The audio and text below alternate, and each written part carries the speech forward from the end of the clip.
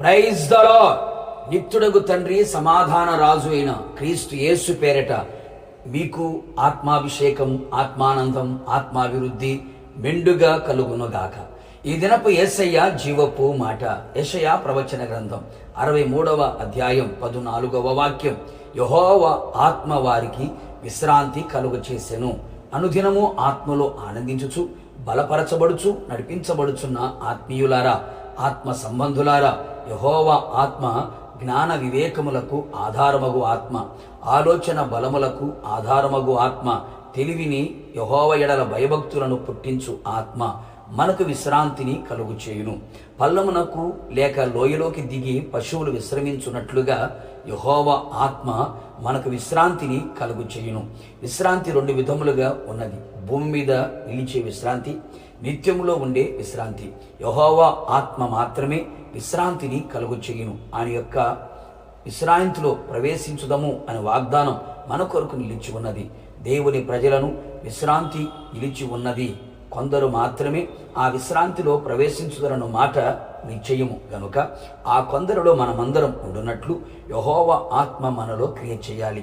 అనేకులు ఆత్మీయులు ఆయన మాటకు, ఆయన ఆజ్ఞలకు, ఆయన నడిపింపుకు అవిధేయతను చూపి యెహోవా ఆత్మ వలన కలిగే విశ్రాంతిని పొందలేకపోవచ్చున్నారు. మీ చుట్టూ ఉన్న శత్రువులందరూ లేకుండా యెహోవా ఆత్మ మీకు విశ్రాంతిని కలుగు చెయ్యును.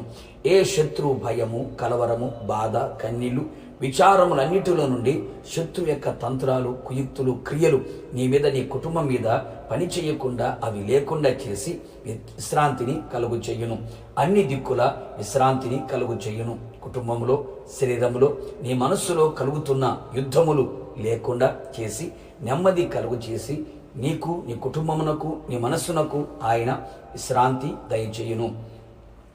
అవును నా ప్రియ దైవ జనాంగమ, మన ఆత్మ, ప్రాణ, శరీరములో యెహోవా ఆత్మ విశ్రాంతిని దయచేయునట్లుగా, ఇదే విశ్రాంతి నెమ్మది అని చెప్పబడినట్లుగా మనము సమాధాన కర్తలుగా నిలిచెదము. పగ, ప్రతీకారాలు, ద్వేషభావాలు, మత్సరము, కోపము లేనివారమై సమాధానముతో నిండుకొని అనేకులను సమాధాన పరచువారమై ఉందము. నిశ్చయముగా అట్టివారి హృదయములో, రాజ్యములో విశ్రాంతిని ఆయన దయచేయును. అంతము వరకు ప్రేమలో, సహనములో, విశ్వాసములో, పరిశుద్ధతలో, నీతిలో, యథార్థతలో, బోధలో, కృపలో, సత్యములో నిలకడగా నిలిచిన ఎడల యెహోవా ఆత్మ విశ్రాంతి ఇచ్చును. ఆయన కాడిని ఎత్తుకొని ఆయన యొద్ద నేర్చుకొని ఆయన వలె నడుచుచు జీవించుచు మనము ముందుకు కొనసాగిన ఎడల నిశ్చయముగా ఈ లోకమందు, పరలోకమందు ఆయన మనకు విశ్రాంతిని కలుగు చేసును. నిశ్చయముగా మనందరినీ ఆయన రాజ్యమునకు, నిత్య రాజ్యమునకు సిద్ధపరచునుగాక. ప్రార్థన. అత్యంత కృపగలిగిన మా ప్రియ పరలోకపు తండ్రి, మీ పరిశుద్ధమైన పాదములకి మరొక్కసారి స్తుతి స్తోత్రం చెల్లించుచూ ఉన్నాం. మరొక మారు మీ పాదాల చెంత చేరి మీ మాట వినడానికి, మీ మాటతో బ్రతకడానికి మీరు ఇచ్చిన కృప కొరకే స్తోత్రం.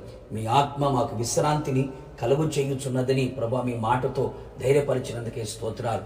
ప్రాణాత్మ శరీరములో విశ్రాంతి కలుగునట్లుగా ఈ లోకమందు, పరలోకమందు కూడా విశ్రాంతిలో మేము ప్రవేశించున్నట్లుగా కృప దయచేయండి.